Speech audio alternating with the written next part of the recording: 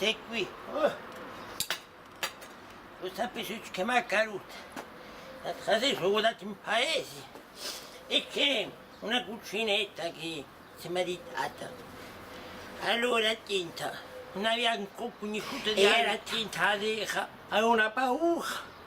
Ha detto, oh mamma, ha paura. La paura di chi? Ha detto, ah mamma, ha detto, ha paura stasera.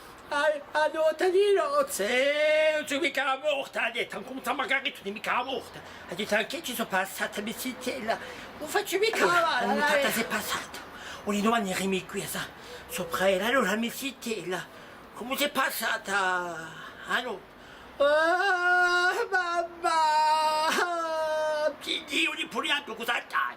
Ha detto, tirate dei cigoli, più marone, tutti, i cigoli, vedi nuda da cara, la venga da cara, e vedi, siamo da notte a noi, sa, eri qui a mattina, allora, mi siete, le saluto, mamma, vedi, 8 colpi, hai visto, diretto? 2 colpi in meno, ma comincia a calare, e mio marito faceva così l'ultima volta, è calato secco, e poi una mattina, 5 colpi, dopo mamma ha detto a mezz'ora, 10 più colpo, non si faccia mica, chi ha vinto a mangiato è meglio così, lo meno passa meglio, E allora la mattina, papà, ha mangiato di non sento io. Ha detto, ma allora, questo tipo, poi allora, un bell'uomo, è un bel in gamba. E poi dopo mamma ha mangiato 4 e è calata, e poi una mattina, più nulla. Io mi siete cosa, io facevo, io chi?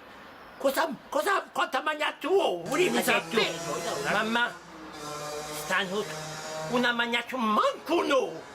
Sta giuretto, sta giuretto che calata anche, lì catafrissoia tutta luttata, ma non sa sciappa la cazzarola, a chi sciappa la pagherà, a gente ha saputo ciò che dire.